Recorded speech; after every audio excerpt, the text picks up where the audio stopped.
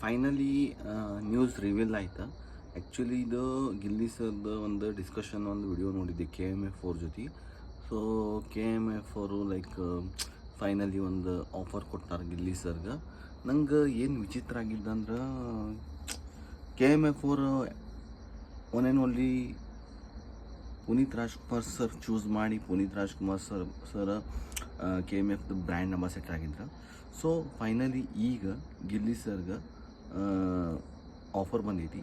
So ಎಷ್ಟು like ಖುಷಿ ಆಗುತ್ತಂದ್ರೆ ಒಮ್ಮೊಮ್ಮೆ ಒಂದು ಕಾಮನ್ ಮ್ಯಾನ್ ಒಂದು ಸೆಲೆಬ್ರಿಟಿ ಆಗ್ತಾನೆ. ಒಂದು ಸೆಲೆಬ್ರಿಟಿ ಆದಾಗ ಒಂದು ದೊಡ್ಡ ದೊಡ್ಡ ಸ್ಟಾರ್ಗಳ್ದು ಒಂದು ಆಫರ್ಸ್ ಅವ್ರಿಗೆ ಹೋಗ್ತಾವಂದ್ರೆ ಅದ್ರದ್ದು ಏನು ಲಕ್ಕು, ಇನ್ನು ಅವ್ರ ತಂದೆ ತಾಯಿ ಆಶೀರ್ವಾದ, ಇನ್ನು ದೇವ್ರ ಆಶೀರ್ವಾದ ಒಟ್ಟು ಮಾಡ್ತೇನೆ ಅಂಥೇಳಿ ಲೈಫ್ನಾಗ ನಾವು ಸಕ್ಸಸ್ಸಿಗೆ ನಾವು ಹಿಂದೆ ಬಿದ್ವಿ. ನಾವು ಫೈನಲಿ ಒಂದು ಡಿಸಿಷನ್ ತೊಗೊಂಡಿದ್ವಿ ಅಂದ್ರೆ ಲೈಫ್ನಾಗ ಡೆಫಿನೆಟ್ಲಿ ನಮಗದು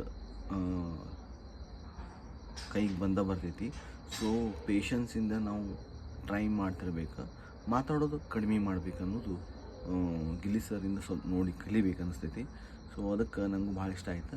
like, share, comment and follow ಮಾಡ್ತೀರಿ ಹಿಂಗೆ ಮತ್ತು ಮಸ್ತ್ ವಿಡಿಯೋಸ್ ಮಾಡೋದು. Thank you so much. Bye, take care, love you.